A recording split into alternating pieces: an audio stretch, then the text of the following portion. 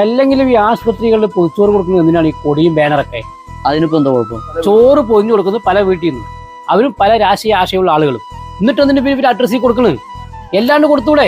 അങ്ങനെയാണെങ്കിൽ കേരളത്തിൽ എത്ര സംഘടനകളുണ്ട്, അവരാരും എന്താ ഈ പരിപാടി ഏറ്റെടുക്കാത്തത്? കഴിയില്ല. 1-2 ദിവസമല്ല, വർഷത്തിൽ 365 ദിവസമാണ് ഈ കൊടിയും ബാനറും വെച്ചമാർ ഈ പരിപാടി നടത്തുന്നത്. നടത്തിക്കോട്ടെ, അത് നല്ല കാര്യം തന്നെ. പക്ഷെ ഈ കൊടിയും ബാനറും വേണ്ടെന്നല്ലേ ഇപ്പോഴത്തെ ആരോഗ്യമന്ത്രി പറഞ്ഞുള്ളൂ. ഞാൻ ചോദിക്കട്ടെ, ജനങ്ങളുടെ നികുതിപ്പണം കൊണ്ട് ഉണ്ടാക്കിയ സ്ഥാപനങ്ങളുടെ മുമ്പിൽ എന്തിനാണ് ജനപ്രതിനിധികളുടെ പേര് സ്ഥാപിക്കുന്നത്? എന്തേ ആ പേര് വെക്കാണ്ടിരുന്നു കഴിഞ്ഞാൽ ആ സ്ഥാപനത്തിന് ആരെങ്കിലും കണ്ണു കെട്ടുമ്പോട്ടാണ്? അല്ലല്ലോ. ഞാൻ മന്ത്രി ആയതുകൊണ്ട് അല്ലെങ്കിൽ ഞാൻ MLA ആയതുകൊണ്ടാണ് ഇങ്ങനെ ഇവിടെ ഒരു സ്ഥാപനം കൊണ്ടുവന്നത് എന്ന് നാട്ടുകാരെ മൊത്തം അറിയിക്കാനല്ലേ. അതിന് കുഴപ്പമില്ല.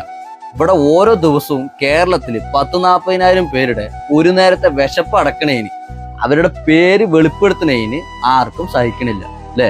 അത് നീ പറഞ്ഞ ശരിയാണ് കേട്ടാ. ഇവരെന്തായാലും പൊതിച്ചോറിന്റെ പേര് പറഞ്ഞിട്ട് വോട്ട് ചോദിക്കുന്നത് ഞാൻ ഇതുവരെ കണ്ടിട്ടില്ല. അതൊക്കെ പോട്ടെ, നീ ഏതാ പാർട്ടി? ഞാൻ ഒരു പാർട്ടിന്റെ ആളല്ല സുഹൃത്തെ. പക്ഷെ നല്ലത് കണ്ടാല് അത് നല്ലതാണ് എന്ന് പറയാൻ എനിക്ക് ഒരു മടിയുമില്ല. അതിന് സംഘടന, പക്ഷേ ബാനറോ പേരോ കൊടിയൊന്നും പാടില്ല. അതങ്ങനെ കൊടി കെട്ടേണ്ട സ്ഥലമല്ല സർക്കാർ ആശുപത്രി.